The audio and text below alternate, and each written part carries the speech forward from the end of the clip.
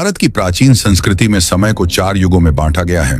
सत्य युग, त्रेता युग, द्वापर और कलयुग। इन चारों युगों में से कलयुग को सबसे अंधकारमय माना गया है। धर्म ग्रंथों के अनुसार यह युग पाप, अधर्म और अन्याय से भरा होगा। इंसान अपने रिश्तों से विमुख होगा। लालच और स्वार्थ उसका सबसे बड़ा धर्म बन जाएगा। लेकिन हर युग का एक अंत होता है और यही कारण है कि कलयुग के अंत के संकेत हमेशा से विद्वानों और संतों के लिए चर्चा का विषय रहे हैं। श्रीमद् भागवत, विष्णु पुराण और महाभारत जैसे ग्रंथों में लिखा है कि कलयुग की कुल अवधि 4,32,000 वर्ष है। माना जाता है कि द्वापर युग के अंत और श्री कृष्ण के स्वर्गारोहण के बाद से कलयुग की शुरुआत हुई। उस समय से अब तक लगभग 5,000 साल बीत चुके हैं। यानी सैद्धांतिक रूप से देखा जाए तो कलयुग की अभी लंबी उम्र बाकी है। लेकिन अनेक संतों और भविष्यवक्ताओं का कहना है कि मानवता के पाप और अधर्म इतने बढ़ गए हैं कि कलयुग की अवधि संक्षिप्त हो सकती है। 16वीं सदी के महान संत अच्युतानंद दास का नाम अक्सर कलयुग के अंत की चर्चाओं में लिया जाता है। उन्होंने भविष्य मालिका पुराण लिखा था, जो उड़ीसा के ओसा राज्य और जगन्नाथ मंदिर से जुड़ा हुआ है। यह ग्रंथ साधारण भविष्यवाणी नहीं बल्कि एक गहरी चेतावनी है। इसमें कहा गया है कि जब जब दुनिया पाप और हिंसा से भर जाएगी, तब तब प्रकृति संकेत देगी। भविष्य मालिका में दर्ज है कि जब जगन्नाथ मंदिर के झंडे में आग लगेगी, जब वहां चिड़ियाओं बैठने लगेंगी और जब कल्पवट नामक पवित्र बरगद का वृक्ष उखड़ जाएगा, तो समझ लेना कि कलयुग का अंतिम चरण आरंभ हो चुका है। धर्म ग्रंथों की भविष्यवाणियां सदियों से किताबों में दर्ज थीं, लेकिन जब अप्रैल 2019 में उड़ीसा के फेनी तूफान ने 600 साल पुराने बरगद के पेड़ को उखाड़ फेंका और उसके बाद दिसंबर 2019 में कोविड-19 महामारी फैली, तो अचानक पूरी दुनिया चौंक गई। लाखों लोगों की मौत, करोड़ों लोगों का भय और वैश्विक व्यवस्था का हिलना, यह सब वैसा ही था जैसा भविष्य मालिका में लिखा था। कई लोगों ने तब कहना शुरू किया कि कलयुग का अंत शुरू हो चुका है। 2020 की महामारी को उस प्रक्रिया का पहला संकेत माना गया। आज हम 2025 के अंत तक पहुंच रहे हैं और अब घटनाओं की कड़ी और भी तेज होती दिख रही है। मौसम का अनियंत्रित होना, समुद्र का स्तर बढ़ना, भूकंपों का लगातार आना, जंगलों में आग और ग्लेशियरों का पिघलना, ये सब ऐसे दृश्य हैं जिन्हें देखकर लगता है कि प्रकृति असंतुलन की स्थिति में है। धर्म ग्रंथ कहते हैं, जब धरती अपनी सीमा तोड़ देगी और रथुएं अपना स्वभाव छोड़ देंगी, तब कलयुग का अंत समीप होगा। आज यही देखने को मिल रहा है। यूरोप से लेकर एशिया तक कहीं अत्यधिक गर्मी, कहीं बर्फीली आंधियां, कहीं अप्रत्याशित बाढ़। वैज्ञानिक इसे क्लाइमेट चेंज कहते हैं, लेकिन संत इसे कलयुग के अंत का संकेत मानते हैं। लेकिन संकेत केवल प्रकृति में नहीं, इंसान में भी दिखते हैं। माता पिता और संतान के बीच का प्रेम कम होना, भाई भाई में दुश्मनी, रिश्तों में विश्वास की जगह लालच और स्वार्थ का बढ़ना, यह सब शास्त्रों में कलयुग की पहचान बताई गई थी। आज समाज में यह साफ दिखता है। लोग धन के लिए अपनों का भी नुकसान कर देते हैं। रिश्ते केवल दिखावे के लिए रह गए हैं और धर्म, वह भी आडंबर और लाभ का साधन बन गया है। यही वह स्थिति है जिसे ग्रंथों ने कलयुग के अंतिम चरण का लक्षण कहा है। विष्णु पुराण और भागवत पुराण में लिखा है कि कलयुग के अंत में सच्चे संत और साधु गुफाओं और पर्वतों में छिपकर धर्म की रक्षा करेंगे। दुनिया में अधर्म इतना फैल जाएगा कि सत्य बोलने वालों की आवाज दबा दी जाएगी। धीरे धीरे यह दृश्य भी सामने आ रहा है।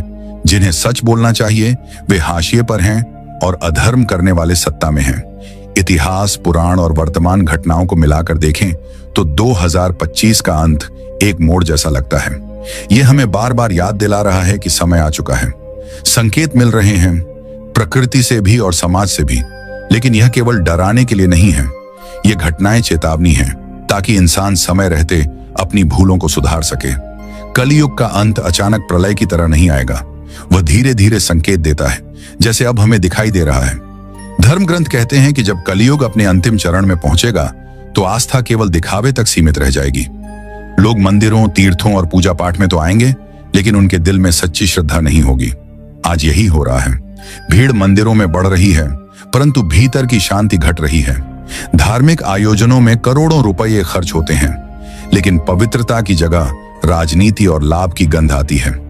संत अच्युतानंद दास ने भविष्य मालिका में लिखा था, जब धर्म बाजार में बिकने लगेगा और श्रद्धा केवल प्रदर्शन बन जाएगी, तब समझ लेना कि कलयुग समाप्ति के करीब है। कलयुग की सबसे बड़ी पहचान रिश्तों में दूरी बताई गई है। माता पिता और बच्चों का संबंध स्वार्थ पर आधारित होगा। भाई भाई में प्रेम की जगह दुश्मनी होगी। समाज में मोह, दया और करुणा लुप्त हो जाएगी। आज हम यह सब अपनी आंखों से देख रहे हैं।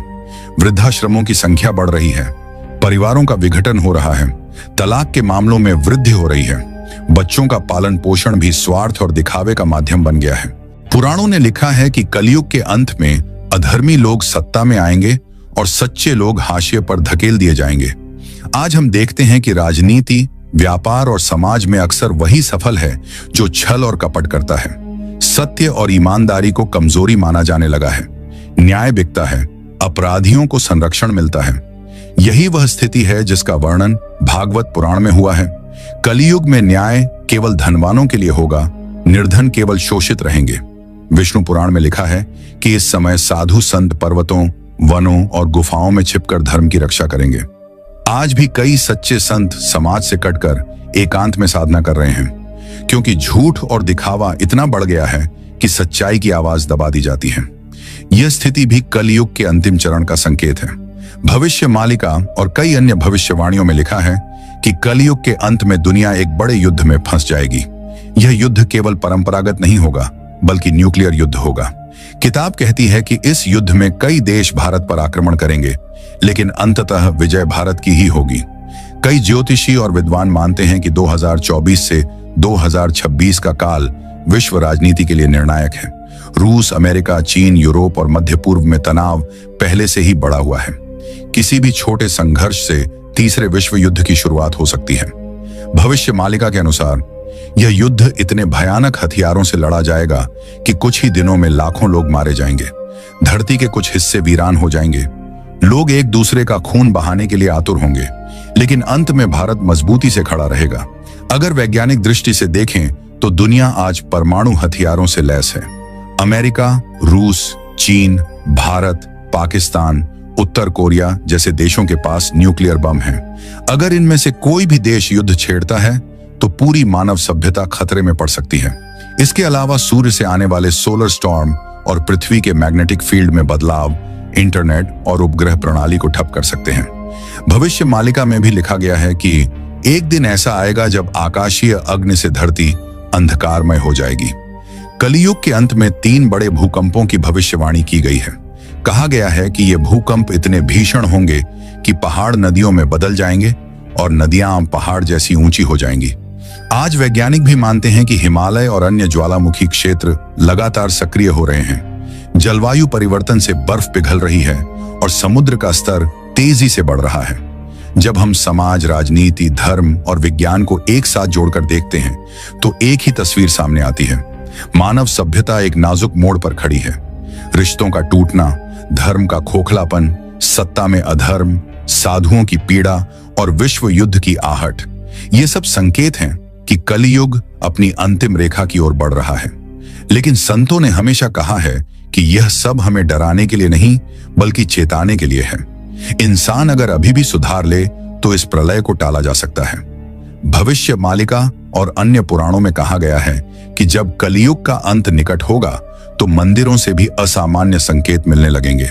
जगन्नाथ मंदिर का झंडा, यह झंडा कभी आग से नहीं जलता, लेकिन 26 मार्च 2020 को एक दीपक की लौ से झंडे के जलने की घटना दर्ज हुई।